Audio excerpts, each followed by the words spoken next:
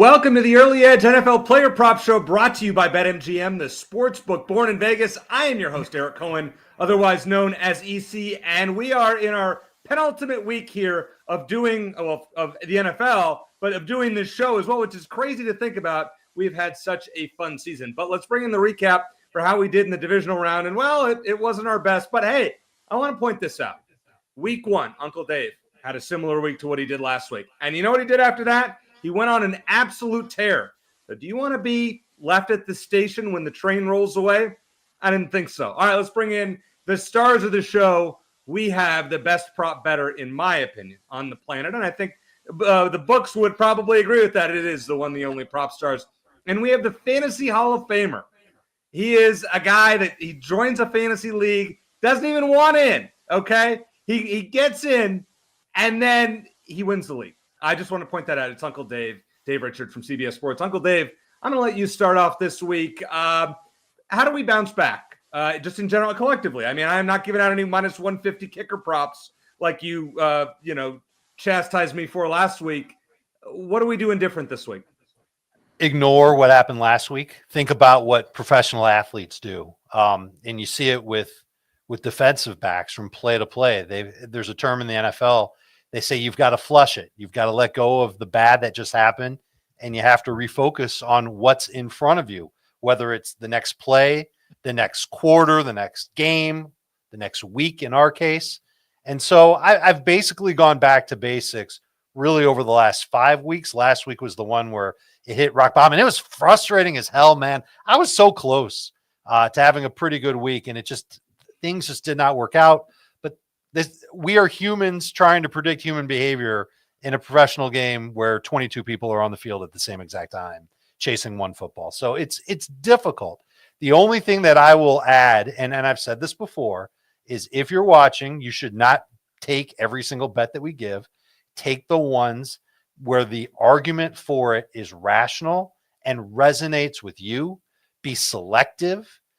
Be tentative, not meaning to be scared to take a pick, but really just make sure that you're all about it when you decide to tail one of us on the show. So, Proppy, last night, I know it's kind of a off topic here, but last night I was doing an NBA parlay, of course. I hit 3 or 4 legs. They crushed. I am half a point, rebound, and assist away from hitting this large parlay, and the guy gets hit in the face with 8 minutes left and doesn't come back. So you know what the next step is? You got to rise and fire and back at it tonight. Your philosophy, you are down, and I don't want to give it away, but you're down to fewer picks than ever before, I think, on this week's episode. Just your thought process going into the conference championship week. Are you going to add after this show, or are you like, hey, I'm just going to enjoy my Eagles in the NFC championship game, and that's about it? This answer is going to be 3 or 4-fold here, but you talk about my volume decreasing. That's something that I've mentioned throughout the season, that as the season progresses, the odds makers become a lot sharper, and these lines tighten up. They get more and more difficult as the season goes on, and by the time you reach the playoffs, these lines are ultra sharp. As a result, I may be placing 1 or 2 bets over the course of the week if we're talking about props. So, yeah, my volume has pretty much dwindled to maybe 1 to 2, at most 3 positions per week. If we look at these lines across the board, they're very, very tough. They're very sharp. The odds makers have a lot of data basically to pull from here. Also, there's just not nearly as many options. We're talking about 2 football games here. One of the things that makes props so beatable is the sheer landscape is absolutely massive. As a result of that, there's plenty of oversights and inefficient lines that we can take advantage of. That's not the case when you only have 2 games. The magnifying glass is on both of them. So there's just going to be fewer options. I would also offer when these options populate, tend to be the best value. By this stage, a lot of that value or inefficiencies have been bet down or have been bet up. So You just have to pounce quickly. So I keep my options open. I'm constantly aware of where lines are.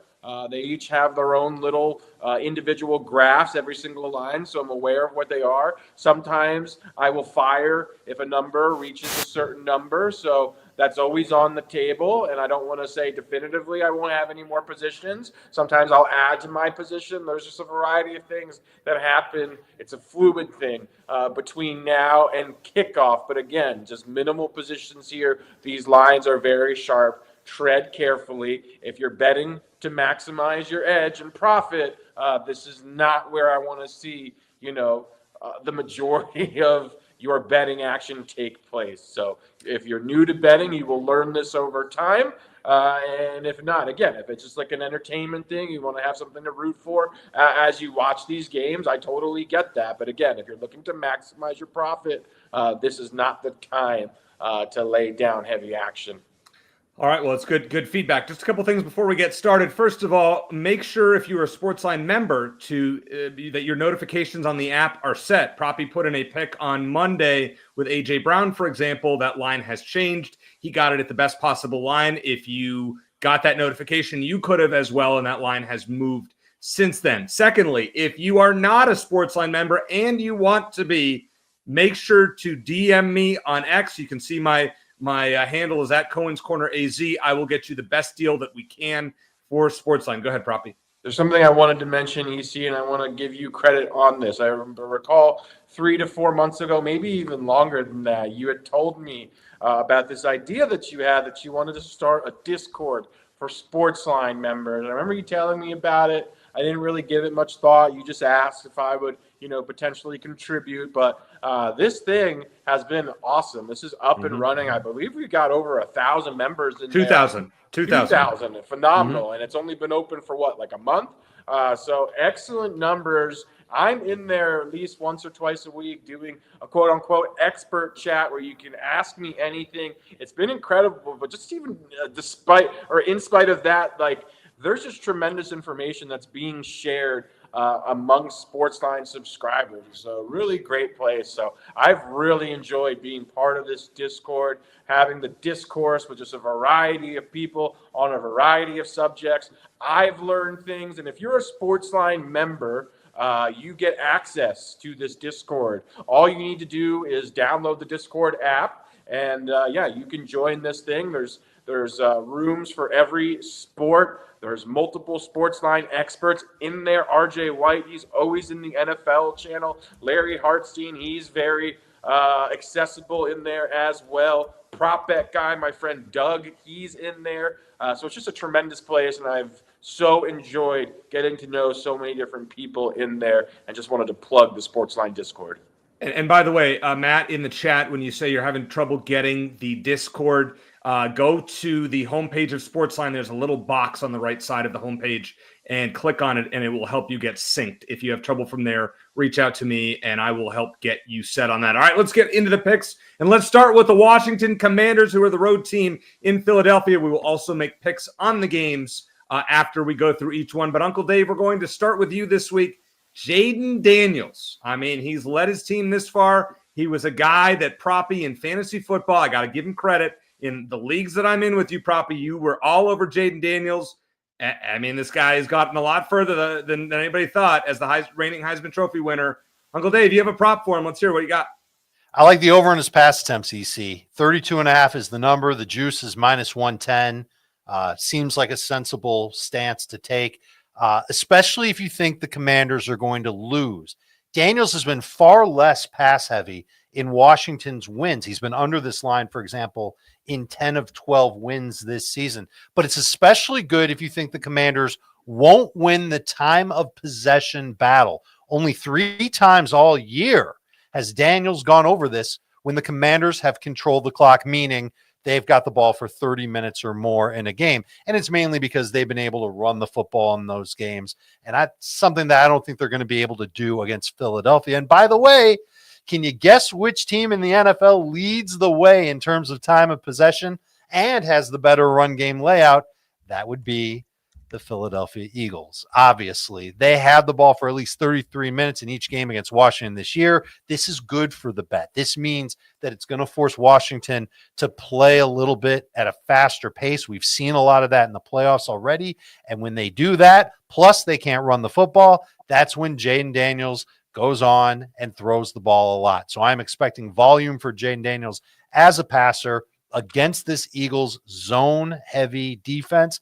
And with Saquon Barkley doing his thing, the Eagles defense stopping the run, the formula just makes sense. Jaden Daniels throws a lot and goes over 32.5 pass attempts for -110. All right, now fair enough. Proppy, I want to come to you because in the chat, Chris has a question about Jaden Daniels' rushing attempts over 10.5. Let me give you just a little bit of more info here. In the 2 playoff games, he has a combined 29 carries. So are we going to play the over or under 10.5 rushing attempts against your beloved Eagles?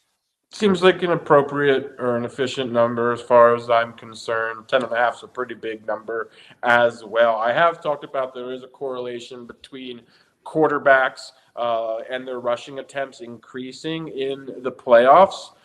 There is some data suggesting that is something that does happen. That being said, I think 10.5 is appropriate again when the team, especially is a 6-point underdog as well. So you have a lower probability of getting those potential kneel downs at the end of the game here. So don't have a strong lean one way or the other. I do like Dave's pick. I also actually really like almost enough to make it a play, something I've debated, something that I could potentially decide to pull the trigger on is Jaden's passing yards as well. I look at what Matthew Stafford, obviously a much different quarterback, did last week. But I look at this Eagles defense, and I do think they're a little susceptible against a passing attack right now. I don't think the secondary is quite as strong as it was in the middle part of the season. So I think the Eagles are a little bit vulnerable on the back end. I could see Washington, again, playing from behind, struggling to run the ball, not being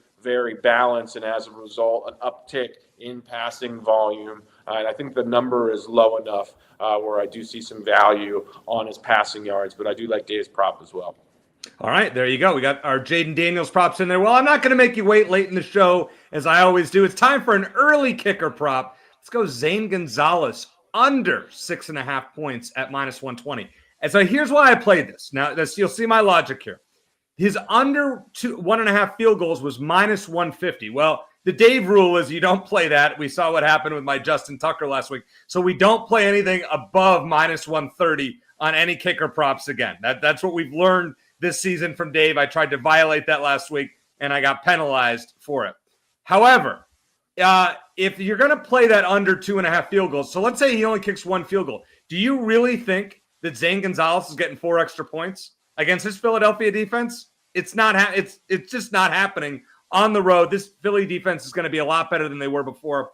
And kickers have gone under this number in 10 of the last 14 games against the Eagles. So at -120, there's your kicker prop for the week. I'm rolling with Zane Gonzalez under 6.5 points. All right, Dave, you and I share one here. And this is great. I'm going to let you give the analysis for this one. You and I share an Austin Eckler prop for the Commanders. What are we playing? Yeah, I wanted to get on an Eckler receiving prop that makes sense. The juice on the receptions line is ridiculous. The longest reception over isn't bad. But if I was going to take the longest reception over, that's 13 yards. I might as well go all the way and take Austin Eckler to get over 24.5 receiving yards at -114. Eckler's been a zone beater on short throws for Washington. It's a key factor against an Eagles defense that plays a ton of zone coverage. We've already seen twice this year that the Commanders lean on their running backs against the Eagles.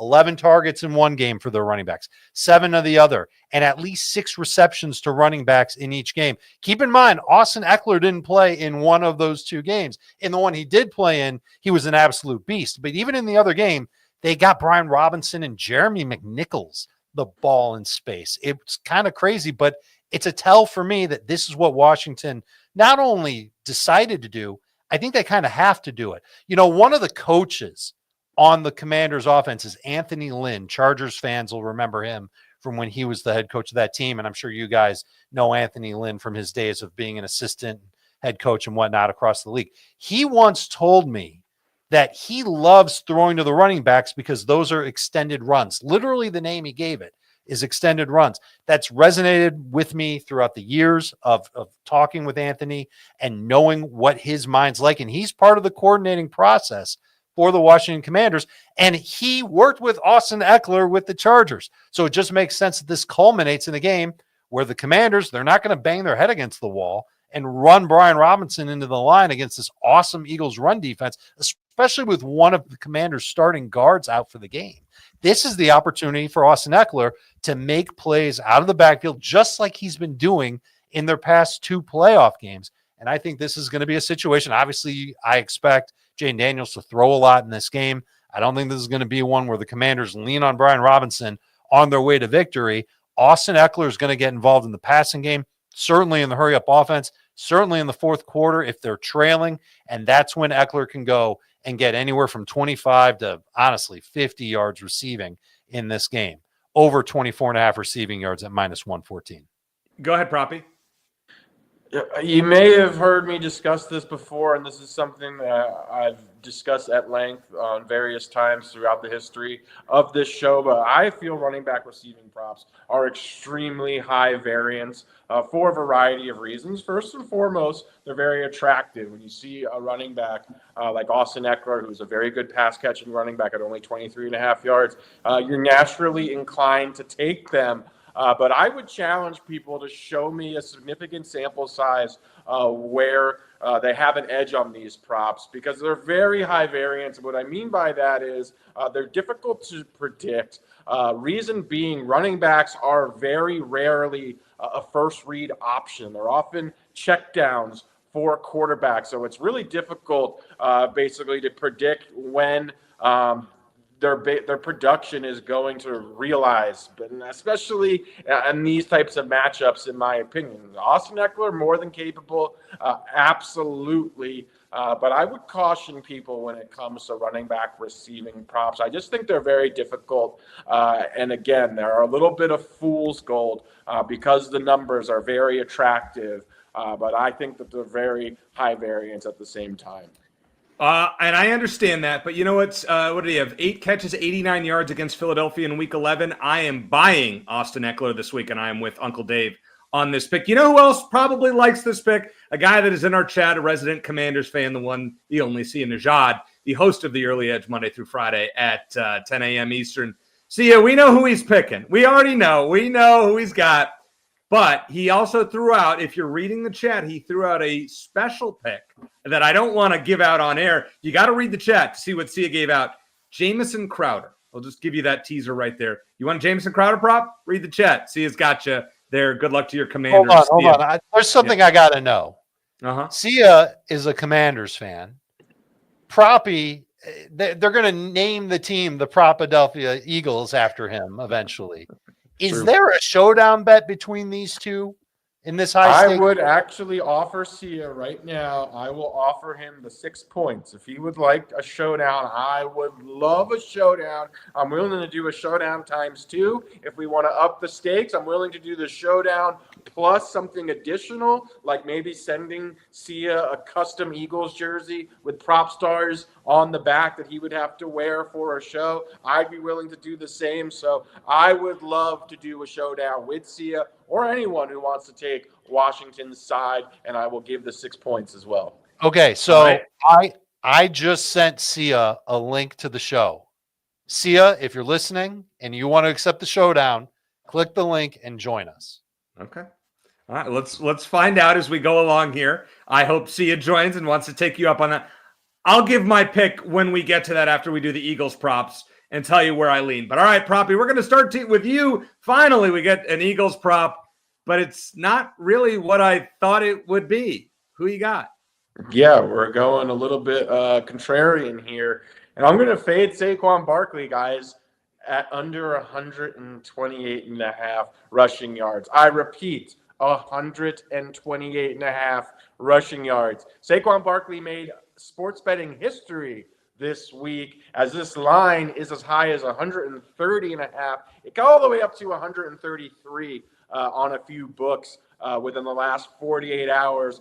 MGM came out and said this was the highest single rushing line for a running back in sports betting history. I have to fade this out of sheer principle alone. This is just a gargantuan number here for Saquon Barkley, who's been absolutely incredible. If it weren't for Josh Allen and Lamar Jackson having two of the most efficient seasons in NFL history by a quarterback, I think he should have won the MVP if those guys didn't have the great seasons. And I think in most years, Saquon would have. He was that good for this Philadelphia Eagles offense, but we're talking about 130 rushing yards. This is just a massive number, even against an opponent like Washington. Washington ranks 25th in EPA allowed per rush, both season long, and I zoomed in and looked at them since week 14, as I like to do that as well, because that tells you a little clearer story of what's been going on with them. And despite the run defense being that bad,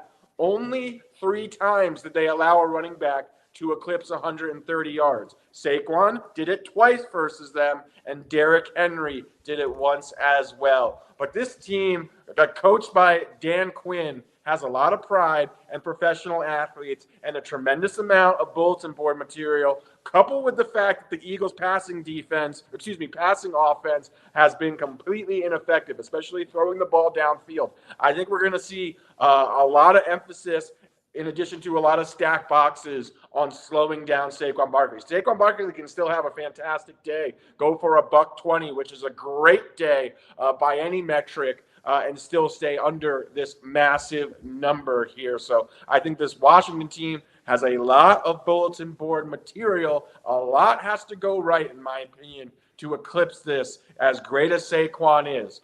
So I'm going to fade him. This number is just too big, in my opinion. And again, I just have to, out of sheer principle alone. But I just think it's a good spot, in addition to it being a ginormous number. All right, fair enough. I would lean over. Go ahead, but I'm not going to take you a showdown on 128.5. That's a lot. I will welcome any showdowns on this. Still waiting for Sia to show up in here, which I truly hope he does. But I did have another prop that I put out on SportsLine. EC alluded to this earlier in the week. It's A.J. Brown to go under on his receiving yards. The reason I'm not giving this out on the show is twofold. One, because the number did go down to about 61.5. I believe I got it at 65.5.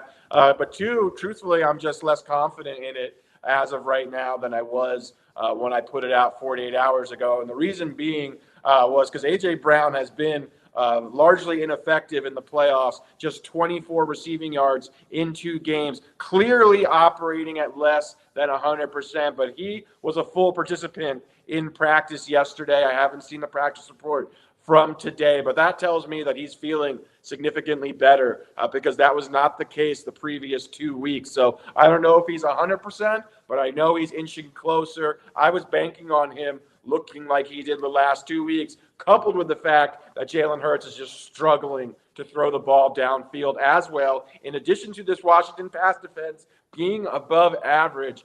So that's why I like it. I still lean under, but I do have less confidence and conviction in fading him, especially at a lower number, which is why I'm not giving it out here today.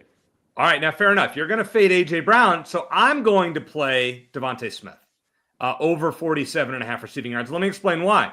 The Commanders have used, of all the teams that have been in the NFL playoffs, all 14, they've used the second most zone coverage in the playoffs. From weeks 12 through 18 against zone coverage, Devontae Smith had nearly a 46% first read share and the 5th highest yards per route run among all NFL wide receivers during that time. With Dallas Goedert's status murky after not practicing Wednesday and Thursday. Practice Friday. He did? But is he 100%? Is he 100%? No.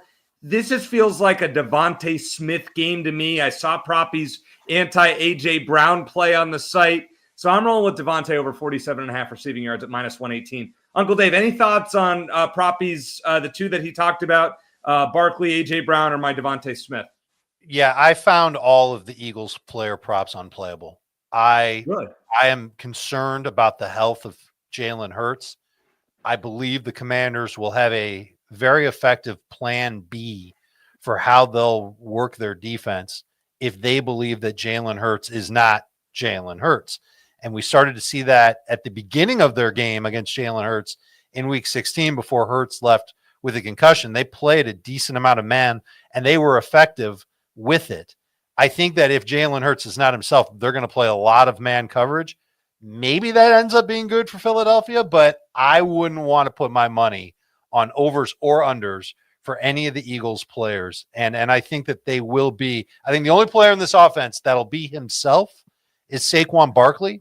But if the Commanders realize that, they'll sell out to stop the run. And Saquon's already talked about that. Yet another reason to fade Saquon Barkley this week. All right, Uncle Dave, what is your best spread or total play on the game? The line is 6. The total is 47.5. What is your best play among those? And I'm not looking for a showdown, Proppy. I think Philadelphia will win, but I think they'll win it with defense, and I think they'll win it with Saquon doing just enough. I think they'll win the game, but the Commanders will cover the 6 points. All right, Proppy, your top play is probably going to be Philly, correct?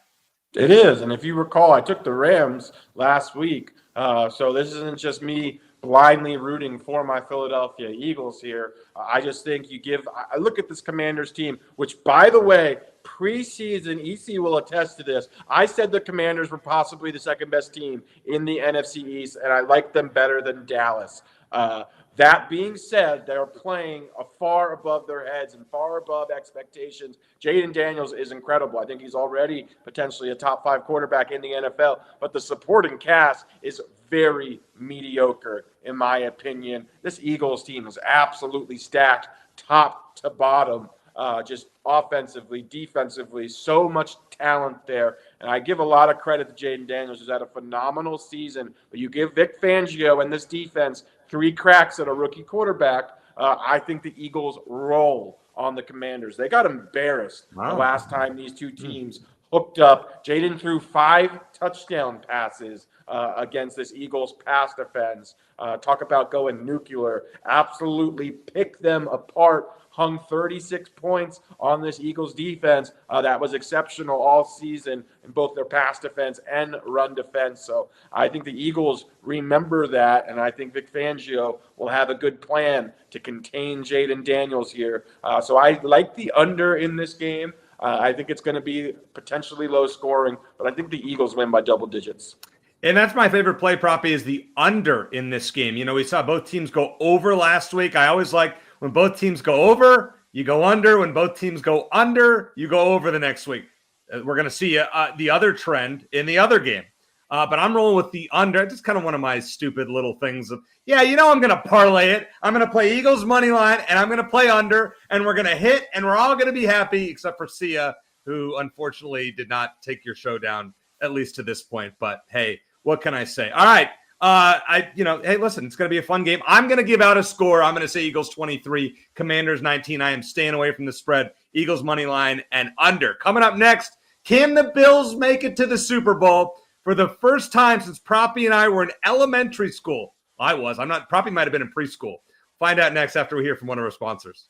Well, you need your sports news anywhere? We've got breaking news to bring you. Then get your sports anytime you want them. Big trade news overnight to discuss. Because we know you need sports all the time. A lot of movement in the rankings this week. A legend adds to their legacy. We're bringing you that breaking news right here on HQ. CBS Sports HQ, anywhere, anytime, all the time. All right. Oh, well, look at that. How about Sia? Welcome to the show. So here's the thing. I have to leave in like 120 seconds, but I'm obviously watching the show, one of the best prop shows out there. PropStarz is talking his talk, and I respect it. The Eagles are a better team, but here's the thing. 2 things, actually. I think the Bills and the Commanders are going to be in the Super Bowl.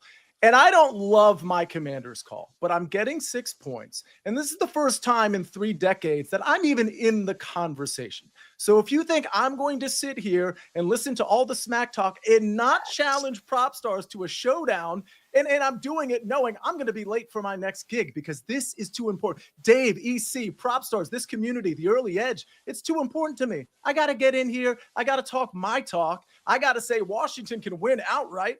They can certainly cover the 6 points. Jaden Daniels is that dude, no longer a rookie by any metric you want to look at. Jalen Hurts injured. We got these receivers that keep complaining, but yet still can't get the ball. Washington defense kind of improved. It's a division game. These teams know each other. Do I want a showdown? Yeah, play the music. It's gonna be a showdown. And that is how it's done. Sia comes in, this like a wrestling intro. He comes on in here, he makes his mark, and then he has to run. Sia, first of all, great to see you, and good luck to your Commanders this weekend. I actually kind of like them with the 6 points, so good luck. Truth be told, they're going to need a little bit of luck. Maybe they can win the turnover battle again, and if that happens, hard to stop Jaden Daniels. I don't care who you are. Hopefully, Quinyon is a little banged up. I'm hoping, but listen, I'm just happy to be at the dance. I'm happy to be a part of the conversation, win or lose. Feel like with $90 million of salary cap money going into next year, we're looking pretty good. Real quick, Sia, love your spirit, talk your stuff. You deserve it. Commanders had a great year, bright future with Jaden Daniels. But I will, you see my tagline that says "Go Birds." That'll be my Venmo as well, at Alex Selesnick. Anyone else who wants to challenge me, they know where they can send that too. Yeah, I totally get it. I'll have it queued up just in case I'm wrong. Sia, good to see you as always. Best of luck this weekend, and thanks for making it more entertaining on the Friday Prop Show. I love it. I love joining you three. So hopefully I can be back soon. See you guys. Sounds good. We'll see you later. All right. So Sia's saying Commanders and Bills. I don't know about that one, but if you have watched this show all year, you remember Uncle Dave telling us a story in week 1, I believe, about James Cook in an elevator. So isn't it fitting that Proppy's play for the Bills is on none other than James Cook? All right, what do you got? It was actually preseason when Uncle Dave graced us before week with 1, this phenomenal story about James Cook, who I might add, I said was my favorite season-long player prop was James Cook to eclipse 900 rushing yards, which he did, by the way. So Dave did cite his physique or lack thereof in an elevator, certainly held up over the course of the regular season and had a tremendous year as well, particularly in the touchdown department, which even his biggest supporters, which I am, didn't see that coming. So kudos to James Cook for the 1,000-yard season. Really was Buffalo's best offensive player besides, obviously, Josh Allen here. So I'm going to back him in the rushing yards, over 55.5 rushing yards. James Cook, again, has been their best skill position player. Had 67 yards last week against an excellent run defense in Baltimore, arguably the best run defense in the league, certainly a top 2 or 3 rush defense. And then in the previous week, went for a $120. So he's eclipsed this in 2 games. He's had 300-yard rushing games dating back to the regular season over his last 6 games, really running the football effectively. Kansas City is a good defense, undoubtedly, but I just think this is 4 to 7 yards too shy, in my opinion, here. I do think we're looking at a competitive game environment that's certainly reflected with the point spread, and I do think James Cook sees 12 to 16 rushing attempts in this sort of game environment. So I think he's going to be plenty competitive here, and I think he's going to easily eclipse 55 rushing yards in the process. To me, this is a safe look as far as James Cook is concerned, who's really been, again, Buffalo's best skill position player outside of, obviously, their quarterback. All right. I like that James Cook play actually considered it as well. Uncle Dave, we had a question earlier in the show from Jeff addressed to you, and he said Keon Coleman to catch 4 passes is plus 650. Uncle Dave, please tell me how I'm not supposed to fire this off when I could turn 1 car payment in 6 months, or 1 car payment into 6 months of car payments based on because you could turn 6 car payments into 7 car payments. We've got Keon Coleman in 2 postseason games with 4 targets total. And while I'll readily admit that he's the type of receiver that might get an uptick in work in the passing game against man-to-man coverage specifically, I think it's way too aggressive of a bet to make. I would not put my hard-earned money on that, especially since I tend to lean with Proppy on the James Cook over as well. I've studied that one a lot. And honestly, if I had the stones, I would have made that pick myself. I've seen far too many games, especially lately, where James Cook hasn't had a huge amount of volume and a huge amount of production to go with it. But the Bills have done a really good job of limiting his workload. And all it takes is for them to say, all right, this is our best running back. This is the game that we absolutely have to win. And the Chiefs' run defense hasn't been itself lately. Example or exhibit A is Joe Mixon and what we saw last weekend. They could unleash him and he could go for double this. So I'll co-sign the over on the yardage, and I'll even say it's worth sprinkling a little bit of ladder action on that. And so if I was going to put a car payment on Keon Coleman for 4 catches, I'm going to chuck that out the window and go ahead and put a heavy amount of that on the over on James Cook, and then sprinkle a little bit on plus 60, plus 70, and maybe one on plus 100. So Dave is essentially saying James Cook may go nuclear. We just had to say, you said it earlier He in the might show. take the elevator to the penthouse. They'll be joining me in the penthouse. You know, it all ties back together. If you watched this is episode 21. If you watched episode 1 this season, it all ties back together. All right, so bear with me on this one. I'm going to take Dawson Knox over 13.5 receiving yards at minus 125. And here's why. So he and Dalton Kincaid have the same number of targets, had the same number of targets last week, which is 2. And actually, Dawson Knox ran more routes than Dalton Kincaid. But we're also getting a 20-plus yard discount on what Kincaid's prop is. I think at 13.5 yards, Knox can get this one catch. He went 4 for 40 against Kansas City in Week 11, albeit Kincaid didn't play. I mean, I'm not throwing the bankroll on this one, but you know what? When I'm putting together my same-game parlay, you know it's going to be in there. So Dawson Knox over 13.5 receiving yards at minus 125. You're giving me a look, Dave. Is that good or bad? No, I'm studying the numbers for Dawson Knox. He's actually had a route participation rate of 53%, target per route run rate of 17.2%. That's better than a lot of wide receivers in the play. That's better than Zach Ertz. The problem is he's not playing as many games or running as many routes as Zach Ertz, or playing as many plays, I should say. And he's not drawing as many targets. targets. Get that one catch. I just think it's particularly volatile. And I don't know if there's a specific matchup here, especially against the linebackers in Kansas City, that the Bills are looking at and saying, okay, this is where we're going to exploit this defense with our 2 tight ends that have done borderline nothing over the course of the season. So I'd be a little careful with this one. It's one thing to be on the field, but there's something to be said for drawing targets when you're on the field as well, generating targets. So just because he's on the field doesn't necessarily indicate that he's going to be targeted. There's guys who aren't necessarily on the field a full allotment of snaps, Khalil Shakir, but when he's on the field, he generates a high number of targets. So I would lend that to Dawson Knox as well. That being said, at 13.5, certainly capable of going over if he gets just 1 or 2 receptions, but I would say it's a high variance play. All right, here's one for you. Do you know which NFL team gave up the most yards to tight ends this regular season? Uncle Dave, any guess? Kansas City's got to be up there. They are number Washington. 1. Yeah. Kansas City gave up 1,191 receiving yards to tight ends. And last week against the Texans, they gave up, 65 yards on 5 targets. Give me one. It does make sense. Their linebackers. Yeah. Their linebackers struggle in coverage. They also give up a lot of yards to receiving running backs as well. So it does make sense. But yeah, that is a high number of yards. But they also were playing – teams were throwing a lot at a high degree against Kansas City throughout the season as well. So the numbers are slightly skewed from that as well. Fair enough. All right, let's move on to the Chiefs. Uncle Dave, you have a play. You're going back to your bread and butter.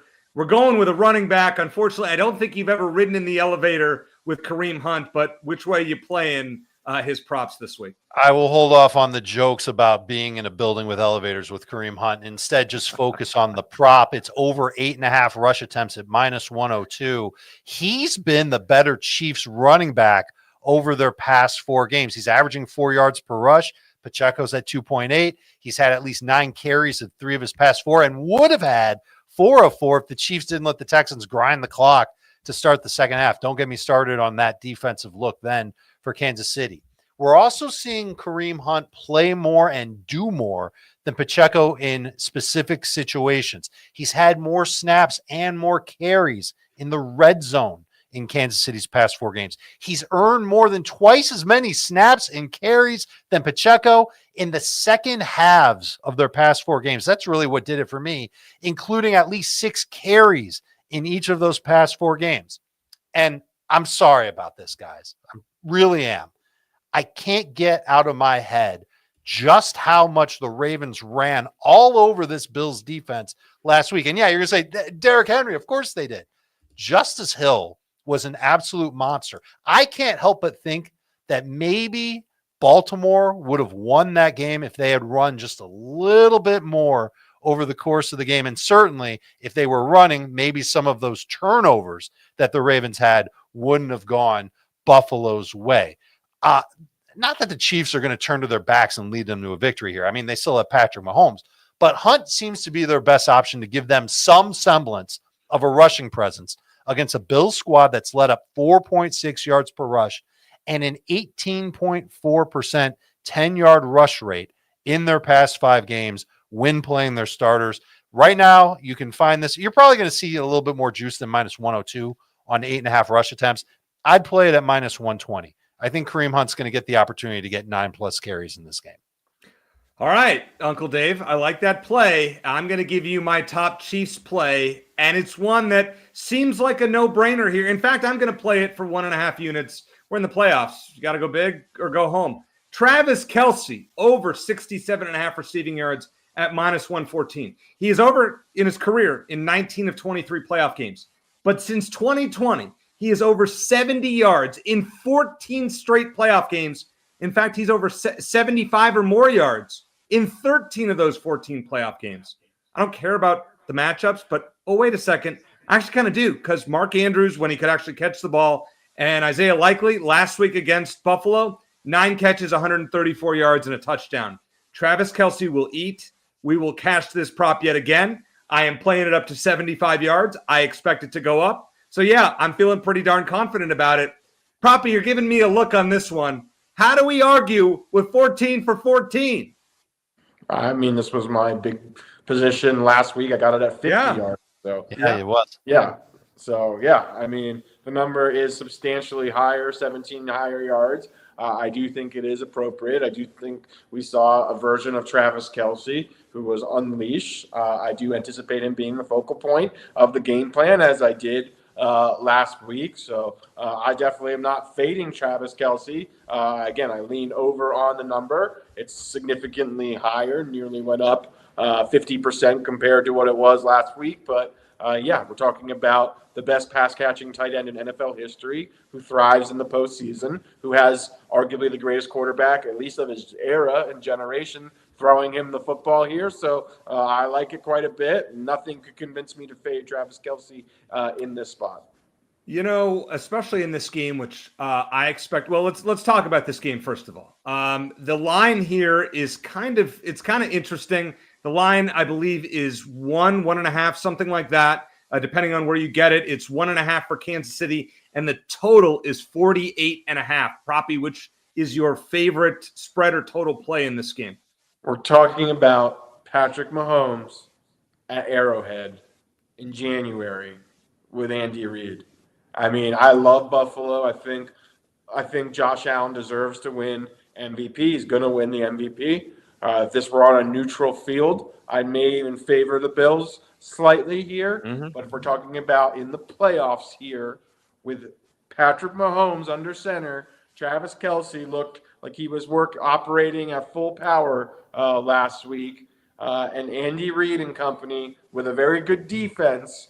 I just don't know how you can bet against Kansas City until I see someone, knock them off. The track record, the experience, the coaching advantage, all lies with Kansas City, in my opinion. I think Buffalo's a fantastic team, hyper efficient. I've referenced this a bunch. They averaged 3 points per drive in the regular season, which is also transitioned to the postseason. That's top 5 in NFL history. That was without a 1,000-yard receiver. We're talking about record-breaking efficiency from this Buffalo team, which I'm a massive fan of. I think the winner of this game, I think this is the Super Bowl as far as I'm concerned. I think the winner of this game goes on to win the Super Bowl. So it's a tough one for me, but gun to the head, I've got to go with Kansas City just because of the track record, because of who their quarterback is and their head coach is. As far as the total is concerned, I lean under. I do think we're going to see a conservative offense, which has been the case with Patrick Mahomes. I think both these defenses are playing okay. So, yeah, I like the under, and I like Kansas City. But I do think it's going to be a very competitive football game. I wouldn't be surprised if next week we're talking about the Bills in the Super Bowl. But if I had to choose, it's going to be Kansas City.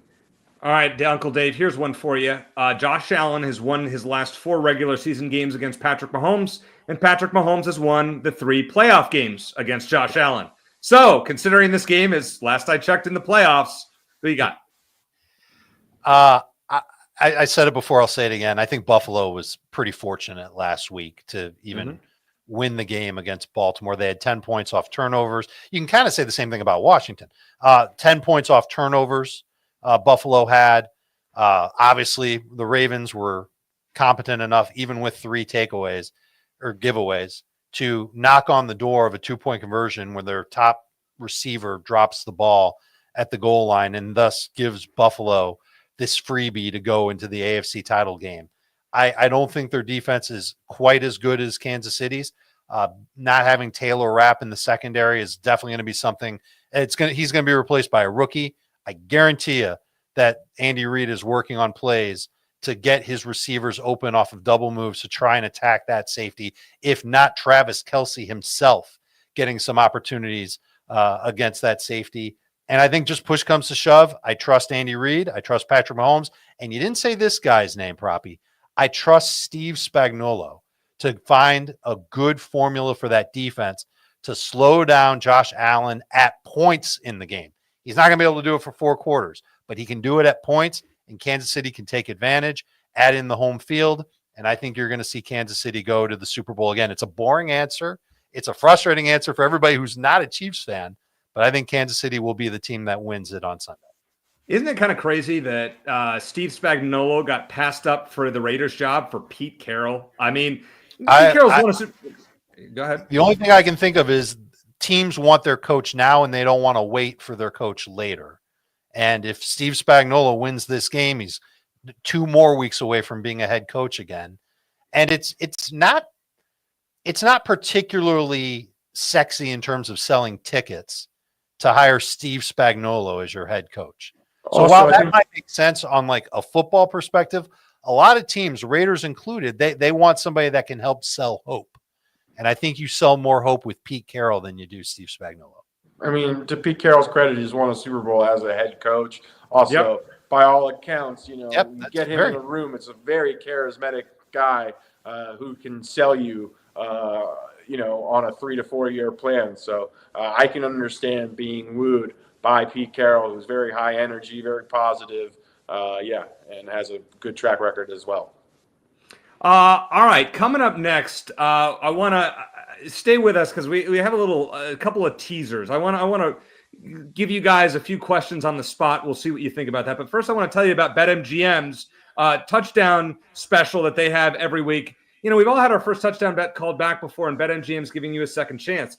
BetMGM's Pro Football Second Chance. Place any first touchdown score bet, and if your player doesn't score first but scores second, get your entire stake back in cash. No opt-in required. Here's how it works. Place a pregame straight first touchdown score bet in any NFL game. If your player scores the first touchdown in the game, you win your wager as normal. Your player scores the second touchdown in the game, hint, Travis Kelce, you'll get your stake back in cash. It's that simple. Log into BetMGM for more details. Kelce will score the second touchdown in this game, and you will get your money back. I'm just going to tell you that right now. You can thank me later after that happens. Coming up next, wait till you see what I have cooked up for the guys after we hear from one of our sponsors. The clock never stops. Relive the greatest moments with uninterrupted highlights and more. It's Gareth Bale. Ronaldo. Wonderful goal. On the UEFA Champions League channel. Streaming free. There are 2 things I want to talk about before we get to the recap screen. First of all, DK has a promotion that's a lot of fun for every NFL day, and MGM has done this as well. the player that scores the longest touchdown, or if you bet them to score any touchdown, if they score the longest touchdown of the day, you split bonus bets. Who would you guys pick in each game? Let's say you were to pick one player or defense, special teams, and we're looking for value, because the more obscure the player, the more money you could make. Proppy, I'm going to start with you. Who would you give out for the Eagles-Commanders game, first of all? I'd look at a big long shot to try and get a big chunk of that cake. So I'd probably go with someone like Jahan Dotson for the Eagles. That'd be 8-1 because it's a significant amount probably. All right, Dave, what would you say? Dotson's a great pick. He's got a 74% route rate in the playoffs. But like you said, Proppy, you're trying to say that players earn their targets, and he only has 2 in the playoffs. So definitely high risk, high reward. You might be splitting that with like 18 people. Do I take the free cheese with Saquon Barkley? I think I would. It won't be a lot of free play money, but Saquon, I think, has the best chance, and winning is what's most important here. He did last week. My philosophy on these: always take defenses when you can. Eagles defense has a. Can you take a touchdown kicker?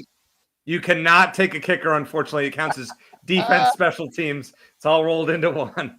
If a kicker gets the longest touchdown, I think we're done with this promote. No, I think the Eagles defense can make a play against rookie Jaden Daniels. Fourth quarter, pick 6. Maybe your guy Cooper DeJean is due for one, Proppy. We know he knows how to take him back to the house from his college days. So Brad Morris says Scary Terry would be and Saquon Barkley. And let's talk about the Chiefs game. Chiefs and Bills. Your longest touchdown in that game, Proppy. Who'd be your shot that you take? Lots of options on that Buffalo offense because they don't really have a guy. If you look at the wide outside of Khalil Shakir, maybe, but he's not a first option on most teams. There's a lot of intriguing options as far as they're concerned. But I'd like to look at a guy like Noah Gray maybe for Kansas City. Again, I'd look for a long shot, someone who's on the field a bit more. Give me a guy like Noah Gray or maybe even Amari Cooper to make his first big play as a member of the Bills. I'm going Uncle Dave with the Bills defense, who actually I believe they have 2 touchdowns this year, which is one of I think the most teams have is 3, and the Bills have 2. So just in case maybe there's a fumble, not necessarily a Mahomes interception, but I'm going to take a price there with the Bills defense. Uncle Dave, before you give your pick here, Curtis Samuel the other week on a Sunday netted a $13,000 bonus bet. So what do you have in store for us in this game? Can you give us a long shot? You got anything for us? Do you want a long shot or do you want who I would? I want who you'd bet. Okay, so I would imagine that Xavier Worthy would be a very popular pick. Do you think he'd be as popular as Saquon? No. Okay, so I might win a little bit more with Xavier Worthy, but it just makes sense. But the version of Jahan Dotson in this game is Hollywood Brown, who's had a 72% route participation rate. It was only the one playoff game that they've played, but he's been playing a lot for them lately. 2 targets in the game. Absolutely somebody who could come down with a big play from Patrick Mahomes in the game. I also want to say, if you're going to play this, there's a couple different ways to play this. You can pick 1 in each game, or you can put 3 in the same game. Now, it's $5 bet to get in on this. It's just an interesting promotion. Take a look. I know MGM did this. I'm not sure offhand if they're running it back. It's a great promotion. So for those who want to take a look, do you have our picks? Now, I want to give you ones. We've talked about who's going to win this week, but if you guys were to place your Super Bowl exacta bet today, Team X over Team Y, Proppy, who would it be? Are we picking who we think are going to appear in the Super Bowl, or who wins over who appears? Kansas. We know you think the Eagles are going to get there. Yeah, Kansas City versus Philadelphia. I think Kansas City wins 27-21. That's plus 375 at BetMGM. Dave, what would you play? Do you need a score too? No, I don't need a score. Just who you got. I agree with Proppy. I know it's chalky and it's not fun, but it's what I think will happen. But it's also without the benefit of me seeing what the odds are for, Buffalo, Washington, or Kansas City, Washington, something like. Yeah, I'd like to see all the options and and what they are to see if there's one that has better value than the others. Well, the Bills to beat the Commanders is plus 950. So I don't know if you're Not if that you, great, all things considered. Yeah, Value. I mean, I am going Proppy. If the Eagles and the Chiefs get there, the Eagles will beat them. I was at Super Bowl 57. The Eagles should have won that game. They lost on the late Harrison Butker field goal. I think Philadelphia gets revenge. The advanced line is minus 1.5 for Kansas City. I think Philadelphia, assuming Jalen Hurts shows something this week, I think Philly wins that game and gets their second Super Bowl championship and makes you a very happy man, Proppy. And at 4-1, give it to me. Give it to me right now. BetMGM, I am putting my money where my mouth is. All right, let's get to the recap screen and see what we have this week. Proppy is on Saquon Barkley's under 128 rushing yards at minus 110, and James Cook's over 55.5 rushing yards at minus 110. Uncle Dave is on Jaden Daniels over 32.5 passing attempts minus 110. Austin Eckler over 24.5 receiving yards minus 114, and Kareem Hunt over 8.5 rushing attempts at minus 102. I am on also that Eckler prop over 24.5 yards at minus 114. Zane Gonzalez under 6.5 points at minus 120. Devontae Smith over 47.5 receiving yards at minus 118. Dawson Knox over 13.5 receiving yards at minus 125. And my 1.5 unit play this week, Travis Kelce over 67.5 receiving yards at minus 114. Gentlemen, Proppy, what is your favorite play that Uncle Dave gave out of his three? Jaden Daniels passing attempts I like quite a bit. I definitely like the over there, and I like your Travis Kelce as well, EC. Those are my two favorite props from you guys. All right, well, thank you. Dave, what are your favorite props that you've seen today? Proppy has 2, I have 5. Outside of Eckler, which doesn't count because you and I share it. What else you got? I like the James Cook over on 55.5 rushing yards. I don't know if I would play it at like 59.5, but right in that range of 55.5. I think the over makes a lot of sense. And I like that it's at minus 110. There are only 2 games this week, but we covered a lot of ground and really appreciate all of you who were watching live in the chat and contributing. Go ahead, Proppy. Next week, we will be on CBS Sports Network as well. So I hope that everyone tunes in to our... Actually, I think it's 2 weeks. I think it's 2 weeks. 2 weeks, excuse me, yes. In 2 weeks. 2 weeks from now, we will be on CBS Sports Network, so hopefully everyone will be able to tune in for our big network appearance. Who knows what my hair will look like then? Who knows how many kicker props EC will have? And we know Uncle Dave has a tracksuit that he has not broken out that could be sported for that very special Super Bowl edition of the Prop Show. Hey, listen, you will never find a lack of entertainment on this show between James Cook elevator stories, David Njoku's run-ins, Proppy's high life in the penthouse, and my kicker props. You never know what you're going to get. Well, maybe you do on a weekly basis, and it's always great being on with you guys. I want to thank Claire behind the scenes. She did a great job once again producing the show. So for Uncle Dave and Proppy, I am EC, and as I always like to say, let's hit it big. Good luck.